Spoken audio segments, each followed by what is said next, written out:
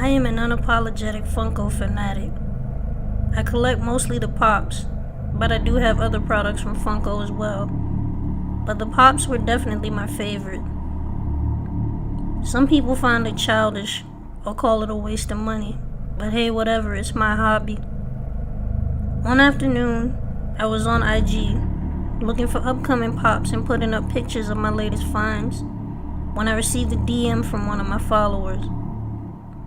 I follow and am followed by a bunch of people in the Funko community, but I don't know all of them personally. The DM was from a guy who said that he was a fellow collector. We'll call him Fred. He says he really admired my collection. We messaged back and forth for a while, and we found out we only lived about 30 minutes apart. He asked if I would be interested in trading and sent a pic of his newest finds. He had a couple that I had not been lucky enough to find, but really wanted. I told him I was free that evening if he wanted to link up. He said he was free and asked where I would want to meet up. I told him to meet me at a nearby shopping center at 8 o'clock. I left home around 7:30 because I wasn't sure how traffic was going to be. I brought the Pops the guy asked about and a few others I didn't mind trading. I arrived a few minutes early, so I just hung back in my car for a bit. Time was ticking, and soon it was 8:45. I sent the guy a DM asking where he was, but didn't get any response. I got out of the car and looked around a bit, pacing back and forth impatiently, thinking this guy just wasted my time. Then when I looked back to my right, I saw a guy waving me over. About time. I grabbed my tote and headed over to him. "Where are your Pops?" I asked.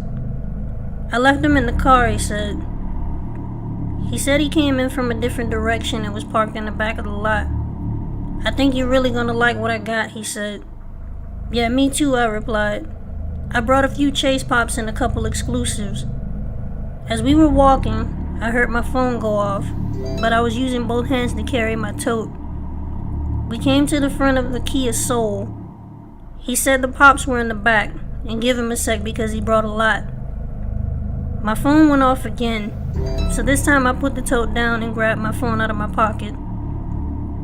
I felt a chill go through my entire body when I read that I had 2 messages from Fred. The first one said he was running late, but was close.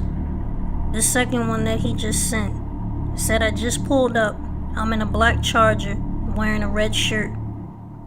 I looked up at this guy I was with and could see him staring at me like he knew I knew. He came toward me and I can see in his hands he was holding a knife. He moved quickly toward me and I quickly backed away. He reached out to grab me and I swiftly moved to my left. He tripped over my tote and fell down. While he was down, I grabbed my tote quickly and ran back toward my car. As I was running, I heard someone call out to me. I didn't even turn around. Just got in my car, threw in my Pops, and floored it all the way home.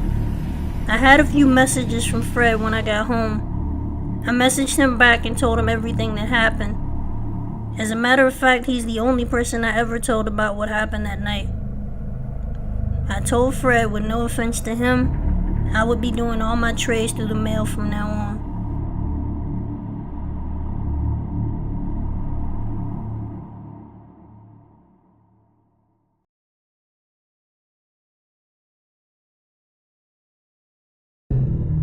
A year ago, I was super into Funko Pops. A friend of mine turned me on to them, and I had a pretty impressive selection.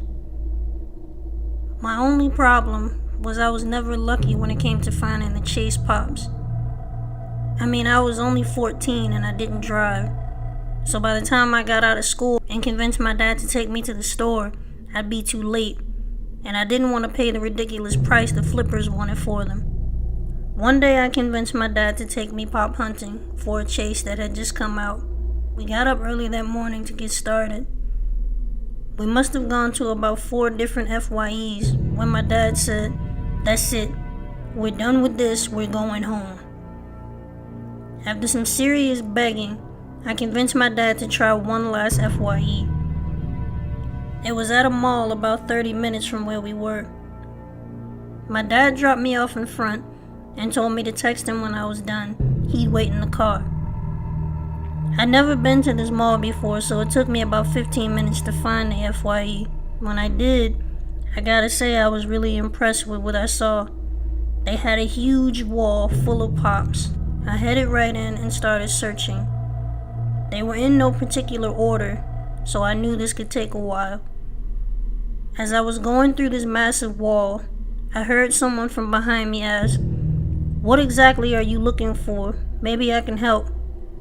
I turned around to see an FYE employee behind me. I told him the chase I was looking for. He said, "Yeah, man, we got those. I just haven't put them out yet. They're in the back. Come on." I followed behind him closely until we came to a door that was propped open that said employees only. He waited for me to follow him in, but I asked, "I'm not supposed to go back there, right?" He said, "Dude, I'm the manager, it's cool." I thought if the manager was cool with it, no problem. So I took a step forward. Then from the front of the store, at the register, I heard the cashier yell out, "Sir, what are you doing? Customers aren't allowed in the back." When I looked at the cashier, I could see that she was clearly talking to this guy that I was about to follow into the back room. I suddenly felt sick to my stomach. I slowly stepped back away from this person and looked at him. He gave me a strange look for a second, and then he said, "Nothing happened, so just keep your mouth shut." He then put his head down and quickly walked out of the store. I stood there for a few minutes, still feeling sick about what almost happened. Finally, I just walked out of the store. I didn't even care about the pop anymore. I just wanted to go home. I got back in the car and said nothing the whole way home. Never told anyone what happened. Never collected pops anymore.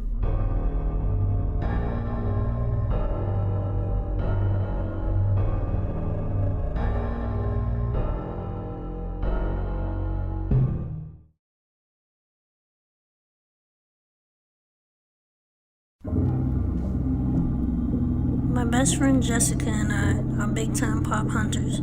We're normally competing against each other for who gets the best finds, but sometimes we work together to find the good stuff, like the chase pops and the exclusives.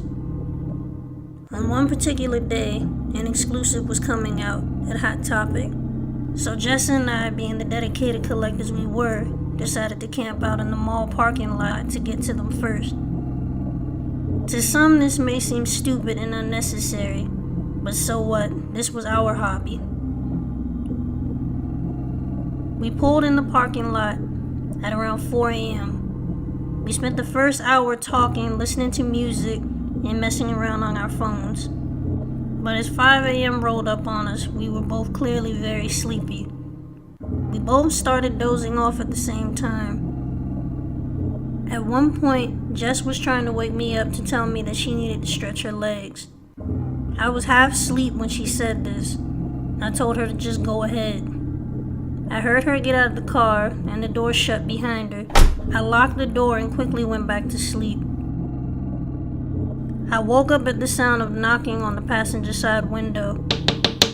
It took me a second through the darkness to focus my eyes, but when I looked up, I saw Jess standing at my window, but she wasn't alone. There was a strange man standing right behind her. I rolled down the window and asked Jess, "What's going on? Who is this?"